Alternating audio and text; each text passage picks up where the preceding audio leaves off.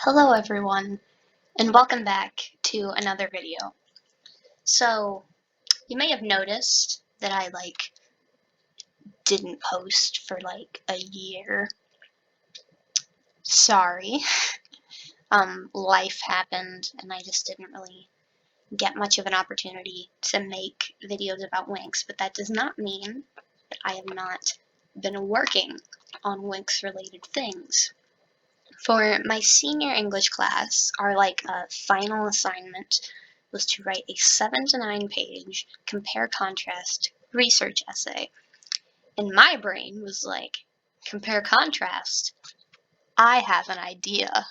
And so, as you can see, I wrote an essay comparing Winx Club to Fate, the Winx Saga.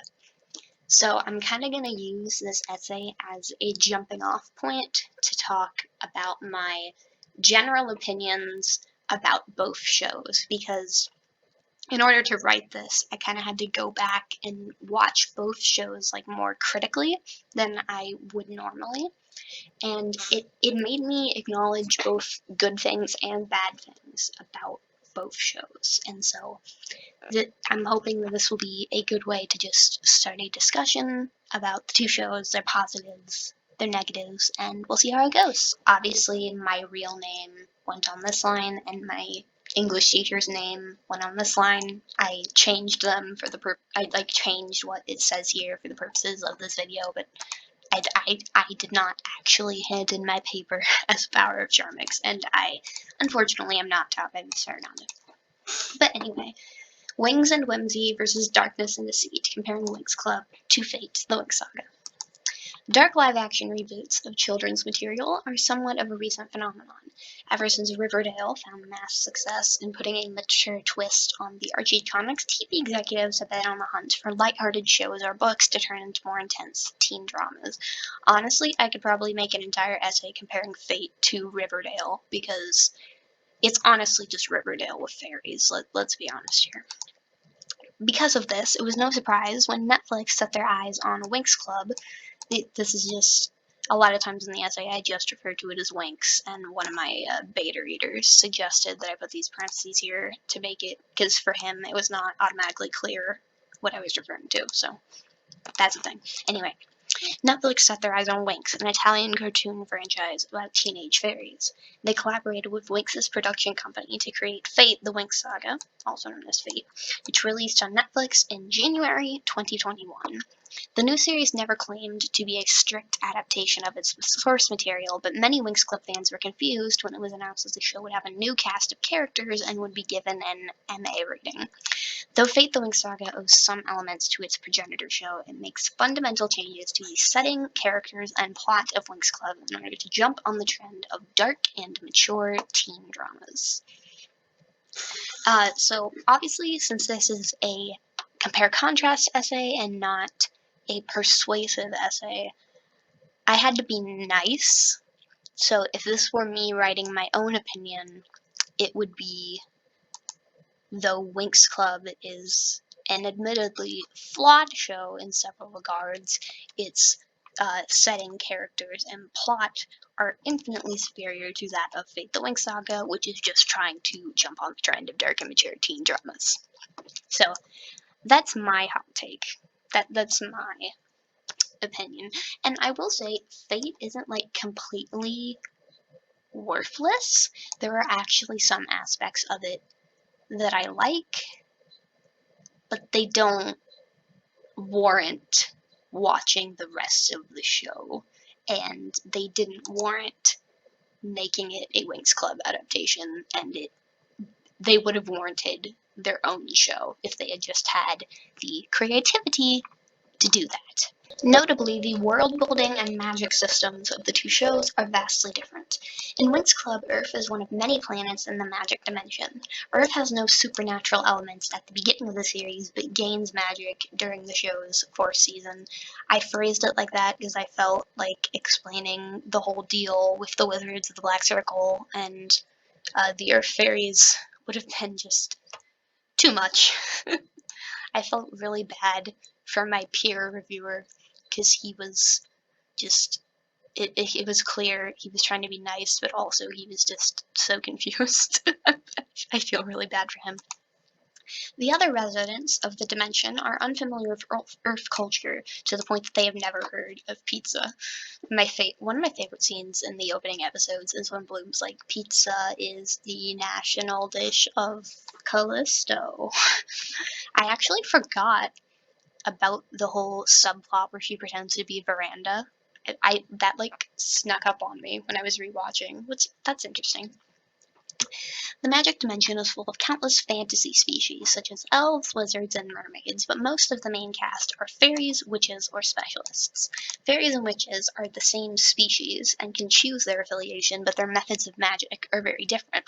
Fairies can transform into various special forms, all of which grant the user wings and a special outfit. I used the word special twice there. That was a bad call by me. Every season features at least one new transformation, or more cynically, one new doll line that can be marketed to the show's audience.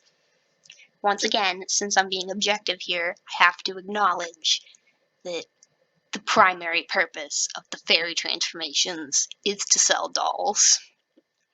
It's true, folks. Also, this is kind of a petty point, but like Winx Club is known for its fashion and its aesthetic. And a lot of the outfits that they have the girls in Fate wear are just so ugly. Stella's are the worst because her wardrobe designers don't know what like secondary and tertiary colors are, so they just dress her in one entire color for her whole outfit. There's one episode where they have her in like this fuzzy pink trench coat, and she just looks like a giant tub of like pink marshmallow fluff or cotton candy, and it's bad. And one thing I will say for Fate is that I think generally all of the actors on it are actually pretty talented, and I just wish they were on a better show, and I really wish that they hadn't made Stella's actress, whose name I'm not going to say because it's hard to pronounce. I wish they did not make her look like the human version of Kirby. I just want to let you know if this particular segment sounds different, it's because I'm recording this on a different day, because I've tried to record this part twice now and it hasn't worked either time. So, I'm having a great day, thanks for asking. Fairies and witches are all female, while the warrior-like specialists are male. It is unclear if the specialists themselves can use magic, but they do possess supernatural technology and weapons. Trying to explain what the specialists were in a way that made sense for this paper was so confusing because I don't think Winx Club knows what the specialists are. Like, the teenage characters attend one of three schools: Althea College for fairies, Red Fountain for the specialists, and Cloud Tower for witches. The universe is varied but easy to understand, making it the perfect backdrop for a children's fantasy show. On the other hand, Fate the Winx Saga is set in a very different universe. There, the world consists of two dimensions: the first world, or Earth, and the magical otherworld. I hate that they called it the first world. It's so dumb. Just call it Earth. Just call it Earth. It's not that hard. Otherworlders are told to keep magic a secret from the first world for unexplained reasons. Okay. You ready for a rant? So, in the first episode, Stella says something like, uh, uh, Dowling likes to do things by the book, and Chapter 1 says to keep magic a secret from your world, no matter how boring it is. But neither Dowling nor Stella explains why they have to keep it a secret from the first world. And then, at the end of the season, so for the whole season, Bloom has been telling her adoptive parents that she's going to a boarding school in the Swiss Alps. And so at the end of the season, she decides to tell her parents that she's a fairy and where she's been the whole year. And she tells Dowling that she's going to do this, and Dowling has no objections. And it's like, I'm sorry. are we just forgetting, like, the first thing we established about Dowling's character? Like, the show's so bad. There's so many, like, random plot threads that are mentioned and then never come back. Like, it's not a good show. To be fair, Winx Club has that same issue. I actually think it's very funny that both shows actually feature the Ring of Solaria and then forget about it a few episodes in. It's a really funny similarity. So Winx Club is not perfect in this regard either, but Fate is so much worse. Despite this being the Otherworlders not being able to tell the first world about magic, the two dimensions seem to be culturally similar, as the Otherworld has smartphones and social media, and several characters remark on Bloom's American mannerisms. I love the implication that America is so extra that our reputation has even spread to a freaking alternate dimension. It's great. Also, why does everyone in the other world have British accents? Well, I know that the production reason is because it was filmed in England, but like, I mean, plot wise, why are they all British? Come on, Faith Winx Saga. A globe seen in one episode suggests that the Otherworld's different realms are separate continents or countries that are all located on the same planet. Once again, this is something that they never expand on. Also, it's implied that Althea is located in Solaria because Queen Luna has like a level of governmental control over Althea, but they also never explain that. The show's good, guys. Living in the Otherworld are 4 known magical creatures: fairies, specialist, burned ones, and blood witches. I love how Winx Club is like fairies, specialists, and then this show is like blood witches. We love subtlety. Fairies and specialists can both be of any gender, likely to avoid Winx's slightly problematic implication that women cannot be warriors. Kind of with Fate on this one, the gender dichotomy in Winx is kind of weird. I'm kind of on Fate's side on this aspect. But only fairies can use magic, and the specialists fight with non-enchanted weapons. Fairy transformation magic does exist, but it only grants the user wings and is lost for most of the series. So, Bloom transforms at like the very end of the last episode, and she doesn't even get like a sparkly outfit or anything. Literally, she just gets wings. And the wings aren't even like tangible wings, they're like made out of fire.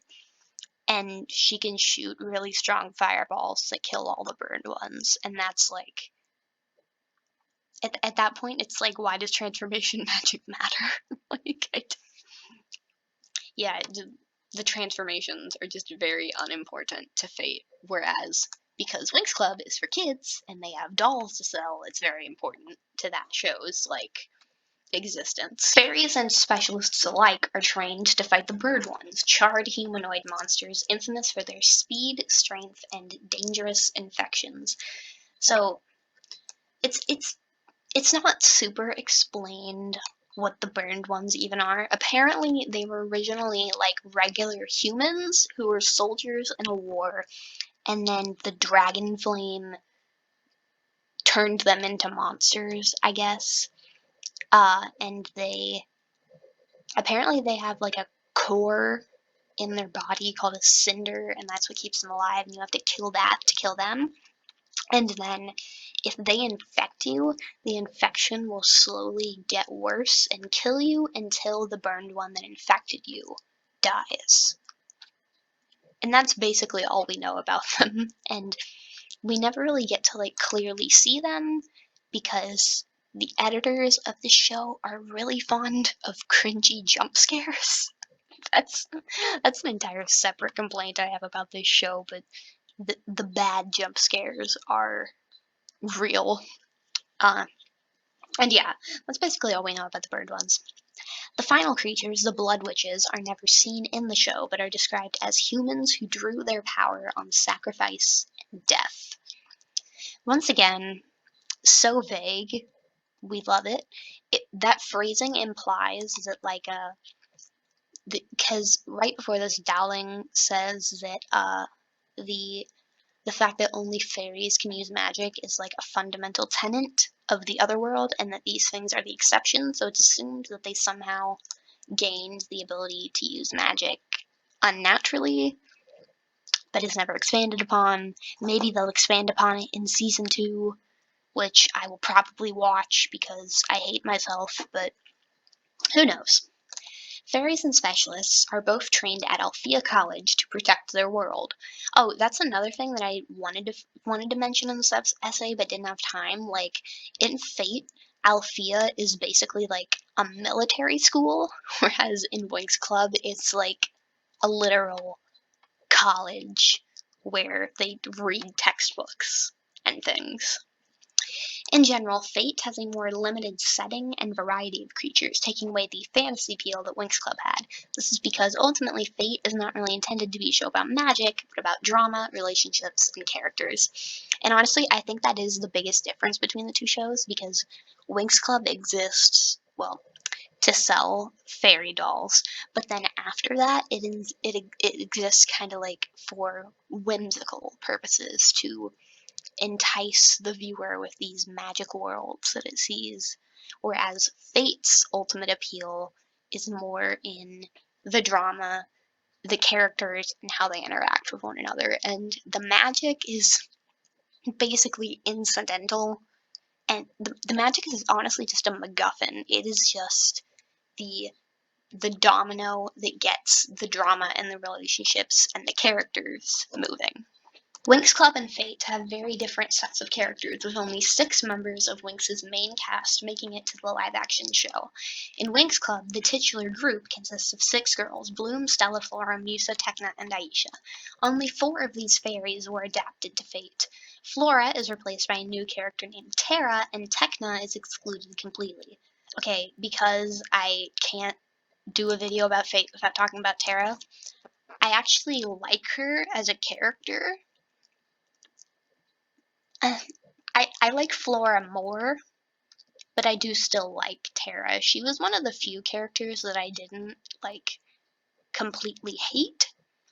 Although I think her arc is mishandled, because her entire arc is that she gets made fun of because she is overweight and she has to learn to overcome that. But, like, halfway through the season, they just kind of forget about that, because there's a scene where Dane, a boy that she has a crush on and what kind of thought she was dating, basically body shamed her, like, on Instagram or something. And then the next day, they just kind of like awkwardly chat, and he's like, "I was drunk," and then she's like, "Okay, I guess." And then eventually Dane goes evil, but like Flora, like, that's like, why did I say Flora?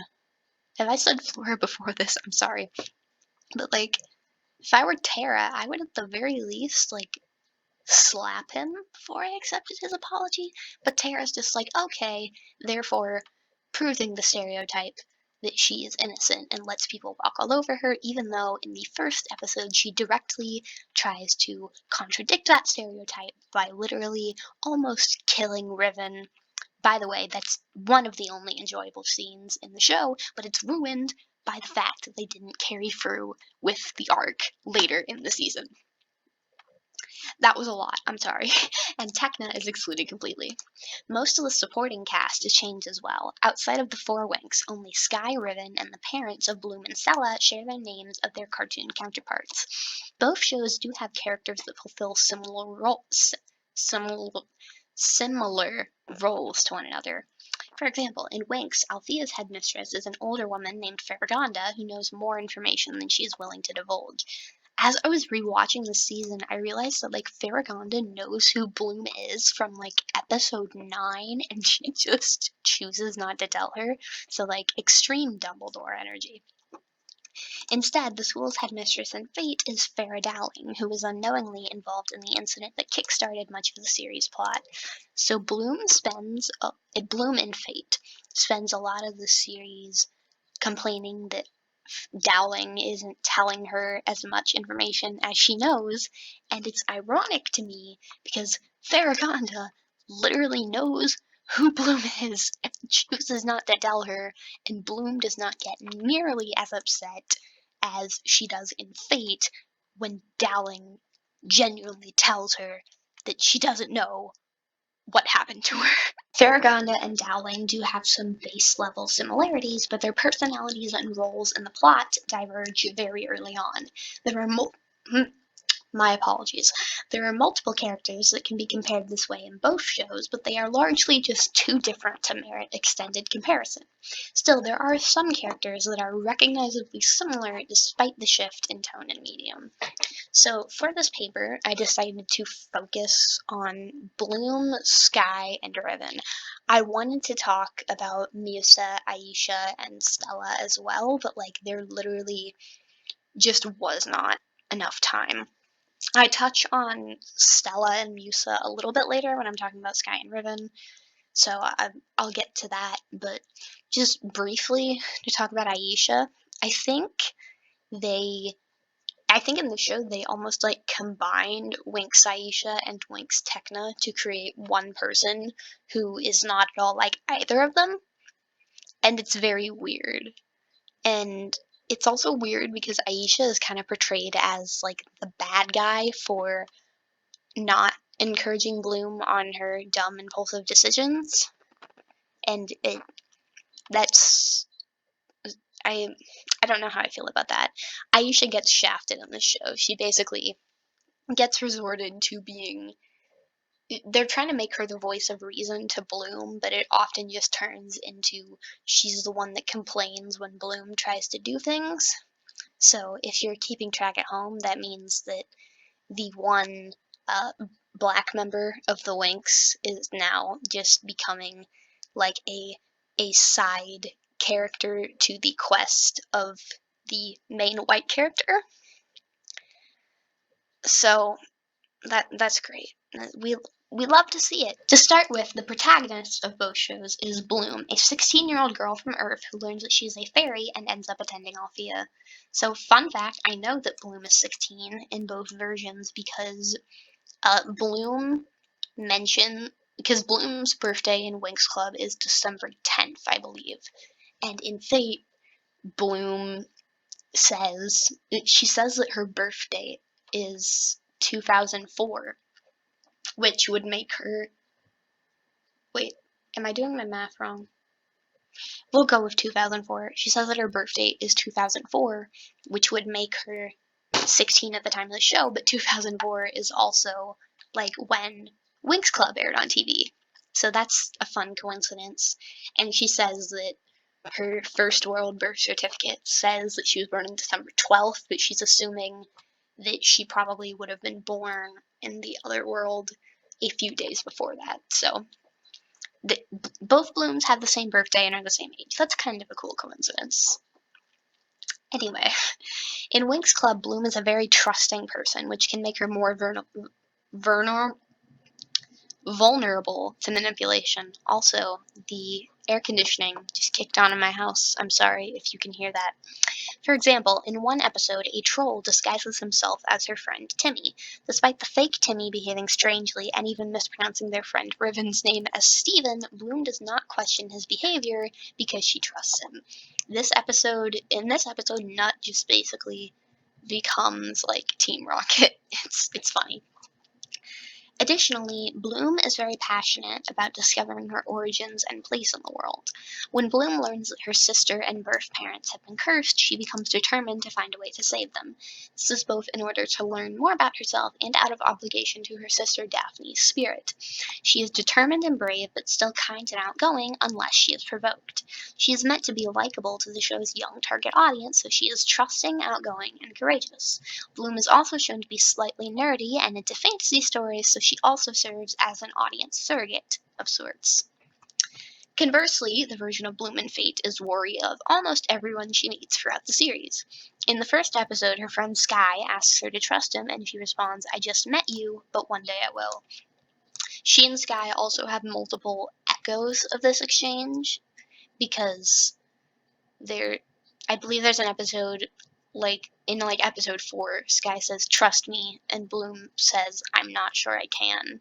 And then in the finale, they say that they will trust each other or something. I'm sorry, it's been a while since I rewatched Fate to make this. Also, I just want you to know that I watched Fate once when it came out, and then once to write this paper. So I have watched through Fate the Winx Saga twice, so y'all better appreciate the hard work that I do for you. This, Bloom's wariness to trust people, makes Fate's Bloom harder to manipulate. When Rosalind, the series antagonist, tries to gain Bloom's trust in the finale, the girl reacts negatively because she cannot place all of her faith in someone right away. Which is weird, because in, like, a scene after that, Bloom is talking about how, well, maybe Rosalind isn't evil, maybe she's just misunderstood. And it's like, so you think she's misunderstood, but you also don't trust her. It's weird. Also, note that every time I am summarizing Fate's characterization, it is me attempting to find order amid the bad writing. So, I'm trying. However, this has the consequence of making Bloom difficult to get along with, and as a result, less immediately likable and relatable. A teen audience can still like a wary protagonist, but children like characters that are open and positive, like Winx Club's version of Bloom. However, Fate's Bloom can still be manipulated when she is presented with information about her past, because her decisions regarding that tend to be quite reactionary. In the show, Bloom learns that she is a changeling, a fairy baby swapped with one from the first world at birth. Okay, I'm sorry, I gotta talk about the scene that I cited here. So they have a scene where Beatrix, the villain of Fate, she's talking with Riven and Dane about changelings, and she says that like essentially the purpose of a changeling is to leave them in the first world so that when they grow up they will have powers and not know it, and then like accidentally break stuff and kill people, right? And so then Beatrix says, changelings are dangerous, so we don't want to get on their bad side. But, okay, I understand why it is dangerous for a changeling to be in the first world, but she says it as if Bloom would still be a danger in the other world, when at this point Beatrix does not know about the dragon flame, so for all she knows, Bloom is now just a normal person because she is a fairy in the other world. So, question mark? Upon learning this, she, Bloom, begins recklessly hunting for information about her biological parents. Her friend Aisha asks Bloom to approach the situation more rationally, and Bloom tells her, being realistic means that my real mom didn't want me. It means that she looked at me when I was a baby and gave me up. In Fate, Bloom is forcing herself into this quest because she cannot handle facing her own insecurities. This is actually the part of Bloom's arc that was most interesting to me, because I heard this quote and my brain was like, oh, she has a rocky relationship with her adoptive mother, so seeking out her biological parents could be a coping mechanism. Okay, hold on, we gotta talk about Vanessa. So, the show both wants to show Vanessa as, like, evil and controlling, but also wants her to, like, not be the worst parent ever. It's one of those things where they show her being genuinely nice, but then they also show her like being mad at her daughter for not being popular, and I can't decide if they wrote a complex relationship well or if they wrote two relationships badly. I'm not confident on that. I don't know how I feel about Vanessa in Fate. I will say that Mike in Fate is essentially just a block of wood. Like, they could have just made Vanessa a single mom and it would not have changed the story at all, because all Mike does is just stand there and make dad jokes and agree with whatever Vanessa says. Which is sad because Mike has so much personality in the original Winx Club. He's honestly one of my favorite side characters because he's very goofy. Anyway, as such, the only time Bloom is successfully manipulated is when she realizes that Rosalind is the only one who knows the truth about her origins. Her reactions are very emotionally driven and frequently centered around wanting to feel normal.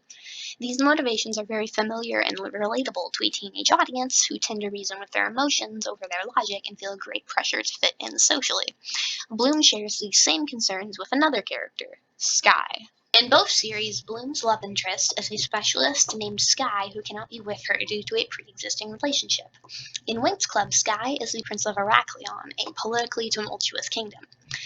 I love how, the writers didn't explain why Sky had to switch identities with Brandon, so then in season 2, they explained it by writing in terrorist ninjas. That episode in season 2 is so weird. I don't. It.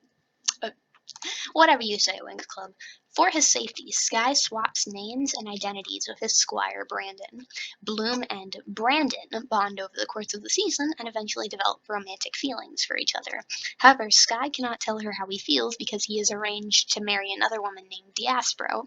He does not want to hurt either girl's feelings, but his indecisiveness ultimately leads to the two finding out about each other by accident. Sky later breaks up with Diaspro, saying that he never really cared for her that much, and he and Bloom begin dating at the end of the first season. Also, I find it weird that they imply that Sky and Diaspora were an arranged marriage, but also they never explicitly say that. So just saying that Sky is a jerk who just dumped Diaspora for Bloom is not an inaccurate reading of the text. Just saying. And he and Bloom begin dating at the end of the first season. They do face some relationship conflicts throughout the series, but they always get back together at the end in true happily ever after fashion. Even though this scenario could open up an interesting moral argument about lying and the validity of Bloom and Sky's relationship, and honestly, considering this point, I'm surprised that Fate didn't write in Brandon and have Sky and Brandon do the swaparoo, because this idea does open up a lot of interesting story opportunities, but no, they just decided to go with Riven being his best friend, even though that's the literal opposite of Riven's existence in the original show. But where can I get there? Winx Club frames them as even though the scenario could open up moral arguments, Winx Club frames them as a perfect fairy tale couple. Sky does apologize, but after the first season, this entire arc is never mentioned in the series again. That is indescribably funny to me. Similarly, Fate the Winx Saga does feature Sky having another love interest, but with very different specifics. In this show, Sky's father, Andreas, is believed to be dead. He is raised by Saul Silva, Althea's specialist professor and Andreas's best friend. Oh, okay, in the opening episode, they introduce Silva by having Riven he says some line like, "Oh, by the way, your aggro father figure wants to talk to you." And it's like, yes, subtlety. We know of that here. Sky has a crush on Bloom from the moment he meets her, but he somewhat unwillingly ends up getting back together with his ex-girlfriend and Bloom's sweet mate, Stella. I genuinely wonder if they didn't make Stella his ex just because Diaspora's blonde, Stella's blonde. They did Stella so dirty in the show. I hate Fate Stella, even though her background in the show is actually kind of interesting. She's still just so obnoxious. It's not a strong hate. It's like a 5 out of 10 on the hate scale, but it's still sufficiently on the hate scale. Sky does genuinely like aspects of Stella, but their relationship is very codependent, with Stella contributing very little to it. He eventually breaks up with her to pursue Bloom, but by that time, Silva has asked him to begin spying on Bloom. If you want context on why he's spying on her, Bloom went on a road trip with Beatrix, the villain, who literally murdered a man earlier in the series, and so, the faculty, understandably, does not trust her. Sky is torn between allegiance to his family and not wanting to break his friend's trust, which strains his relationships with both Bloom and Silva. There's a quote I should have put in here, because there's a line where Silva is like, "Your loyalty is to Althea and to me, and it's a lonely job, but there is an honor in that." And that line about it having honor is actually relevant to something we're going to find out later in this paragraph. The struggle between loyalty to friends or family is one that many teenagers and young adults have to face. They must decide how closely to stick to their family's traditions and when to break away. Sky's struggle is exacerbated when Silva reveals that he was the one who killed Andreas in order to stop him from massacring a village of innocents. Okay.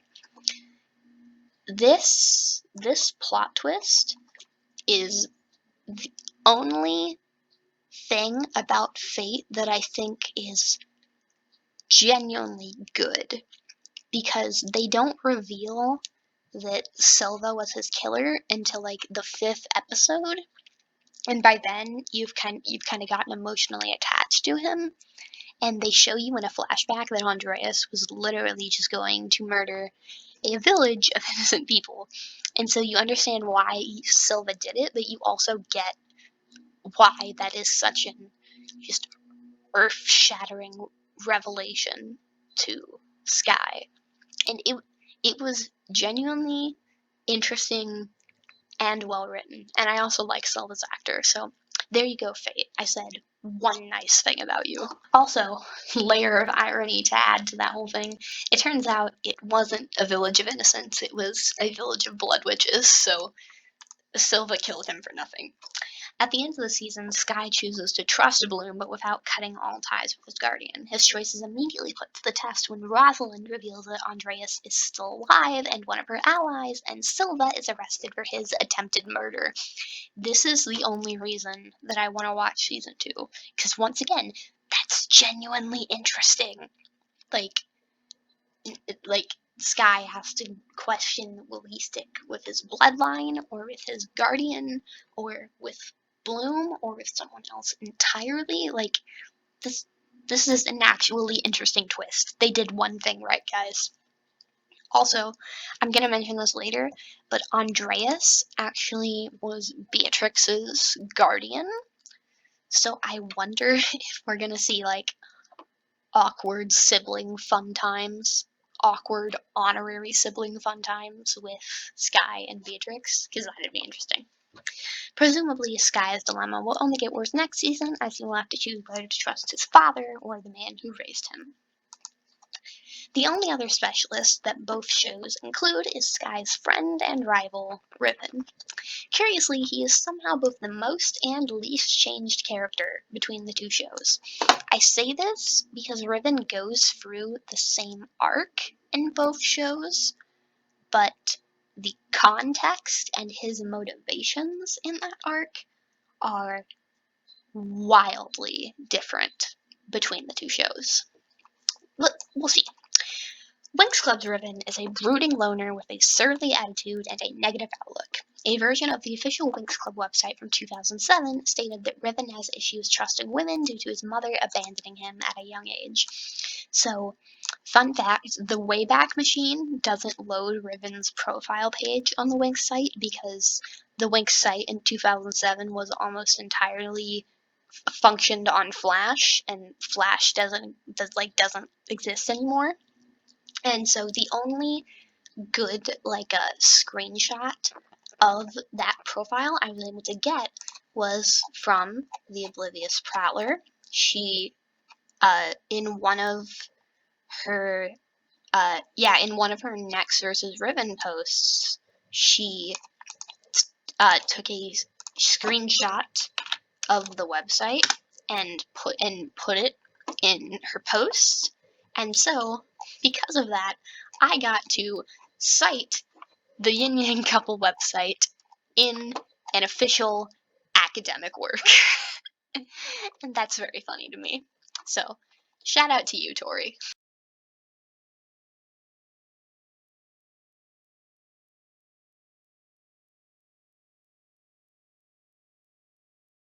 However, he returns to the good side when he realizes that Darcy was just using him, and he begins dating Musa in later seasons.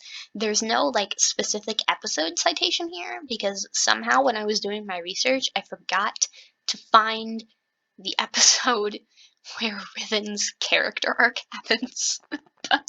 So it's fine.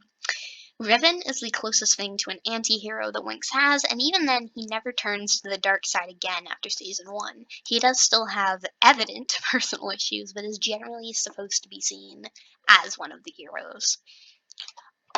Honestly, that right there, you could probably write an entire paper on that, and if it's problematic, but that's above my pay grade. I'm just here trying to graduate high school. I actually graduated high school yesterday. It was cool. I'm not in high school anymore, guys. That's weird. Okay. Though both Musa and Riven appear in Fate, they have no romantic or even platonic interest in each other and only interact once. Also, most of that interaction is just them talking about how much they hate each other. It's funny. Also, brief talk about Musa. So, she's another character that's like kind of interesting to me in Fate. I just wish that they had kept her association to music because in Fate she is basically an empath or a mind fairy, and she doesn't wear headphones because she likes music. She wears headphones to shut out other people's emotions. And I don't know, Musa always connected to me as a kid because, like, in the early seasons, Musa was very tomboyish, and I was kind of tomboyish as a kid.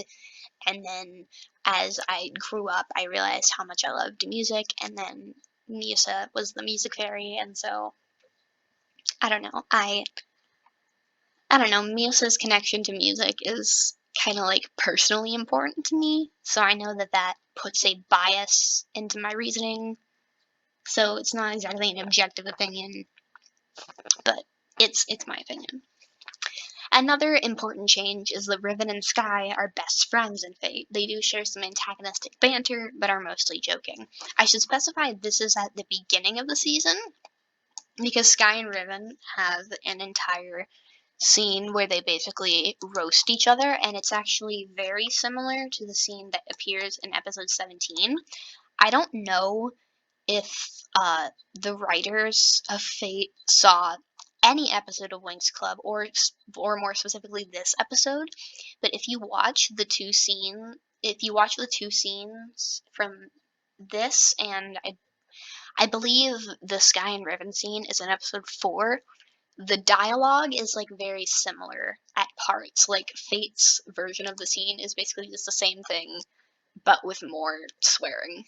His personality has changed as well. Essentially, Fate-Riven is a hedonist. His priorities consist of flirting with attractive girls and using drugs, and he isn't pleased with Sky's attempts to dissuade him from the latter activity.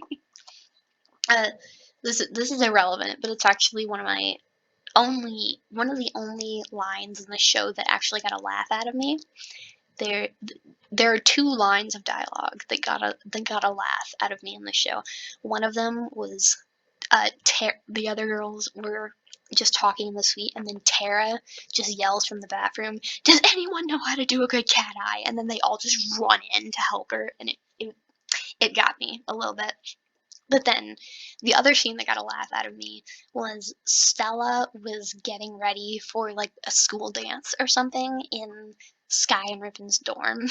And Riven like was kind of slurring his words and was clearly drunk, and Sky's like, "You're drinking already?" And then Riven's like, "Yes, well, Stella's been here for an hour, so I've been drinking for an hour." And something about the way it was delivered was really funny to me. Anyway, that wasn't connected to this at all. I don't know why I brought it up. he begins dating the show's main antagonist, Beatrix, because she encourages these behaviors, and in her own words, he's a guy and she's hot.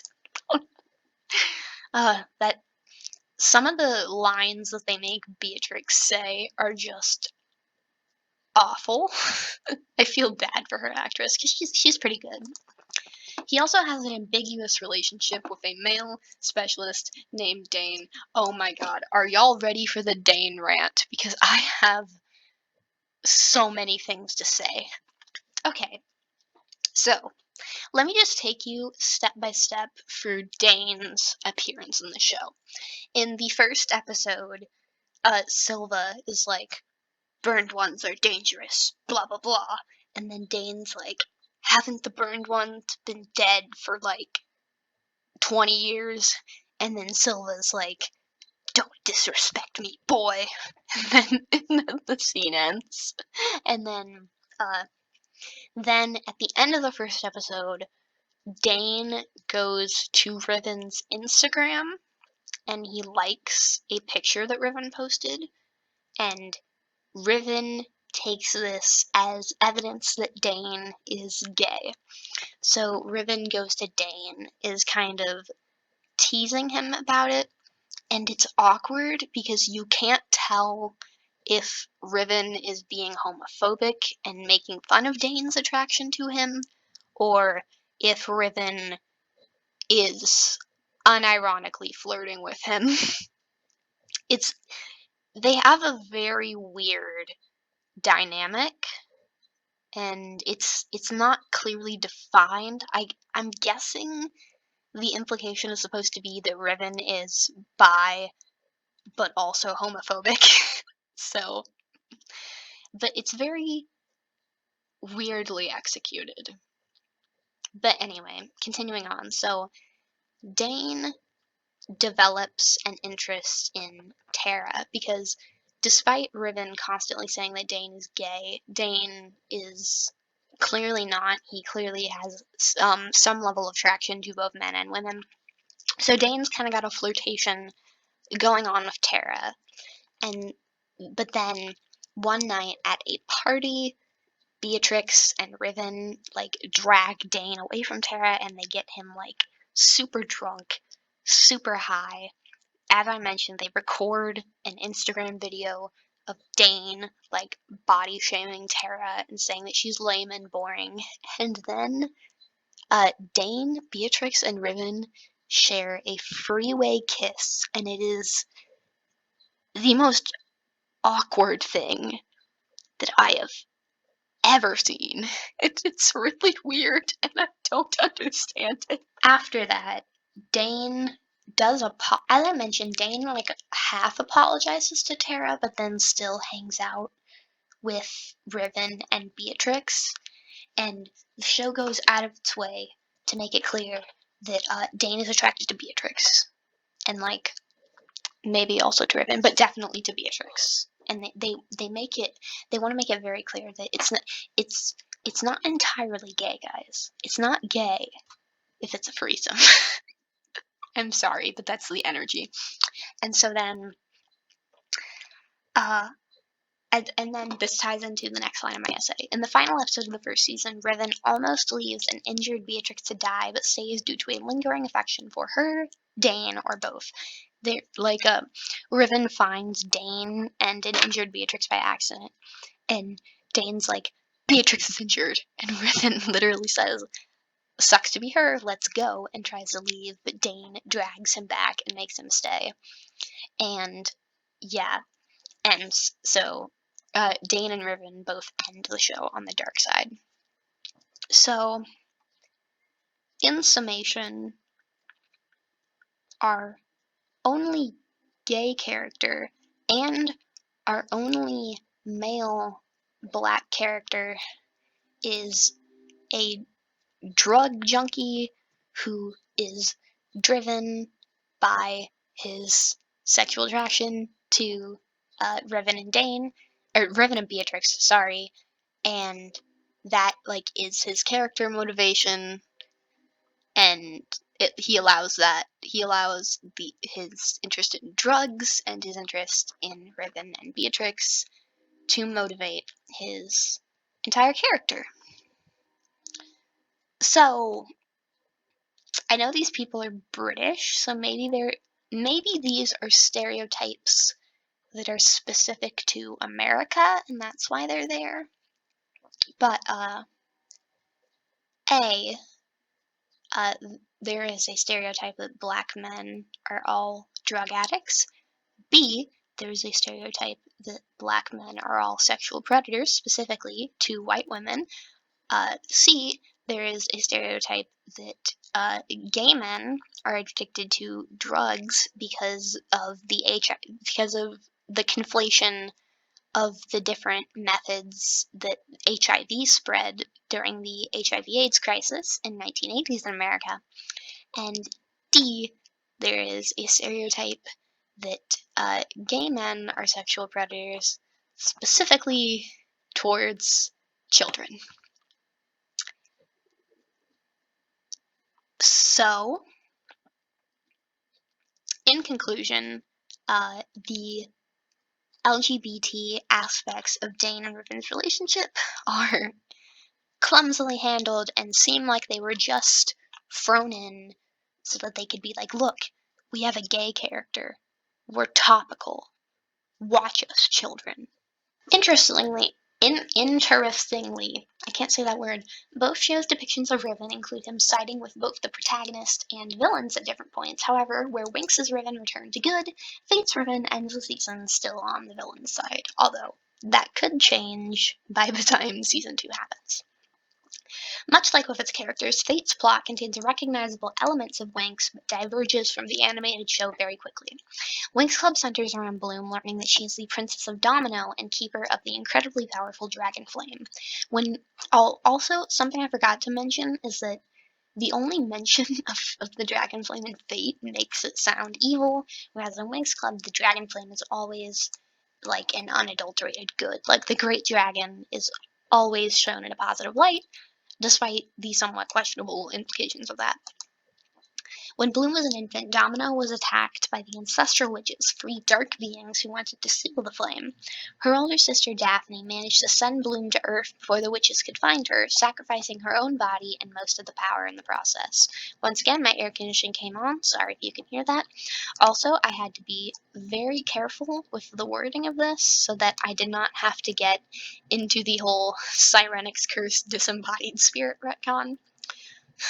Bloom was later adopted by a normal Earth couple who had no knowledge of her origins. I had to specifically mention this because Mike and Vanessa in Fate, because of the changeling debacle, they think that Bloom is their biological child. When she reaches magic, she begins to experience visions sent to her by Daphne's spirit that urge her to learn about her powers, discover her destiny, and restore Domino. Bloom is obstructed in the skull by the Tricks, a trio of overconfident teenage witches who decide to take over the world out of spite and pride. I believe in my research notes for this, I wrote, the Tricks are just three overconfident seniors who had nothing better to do with their time. Honestly, same. The Tricks are very one-dimensional in their motivations. They are evil because they get a thrill out of being so, and therefore are easy for the audience to dislike.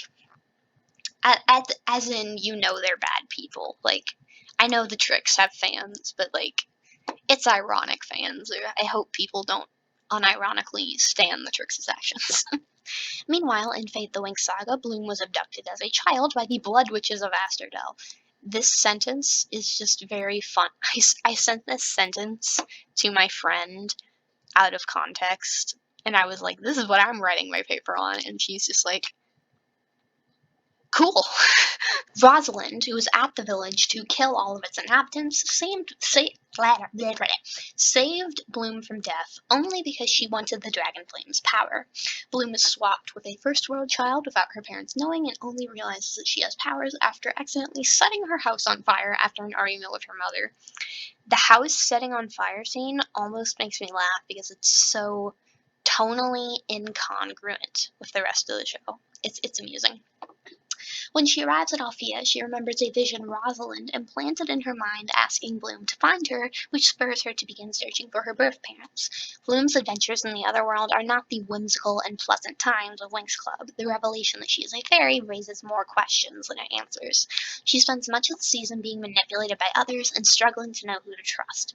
Her journey is complicated by Beatrix, a fellow student who is knowledgeable but has mysterious motivations. It is later revealed that Beatrix was raised by Andreas, meaning that her actions and morality are something that she grew up with.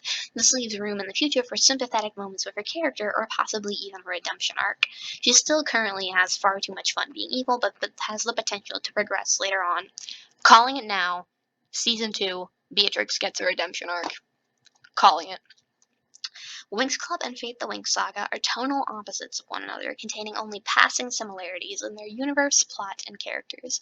Winx Club aims to be a lighthearted fantasy cartoon full of magic and sparkly fairy outfits. This is not to say the show is shallow. In fact, one of its main characters dies on screen during the 4th season, but its intent is to create a spectacle to appeal to children and, like most entertainment, to sell merchandise. Fate is a drama that digs deeper into some of the show's moral ambiguity and darker moments. Ultimately, it is up to individuals to determine which show they prefer, but as long as teen dramas continue to sell, Winx Club will likely not be the last upbeat show to receive the dark and mature treatment. There you go. That was my thoughts on Fate the Winx Saga, kids, and I had to write an entire essay to get them out. But yeah, that's really all I have to say.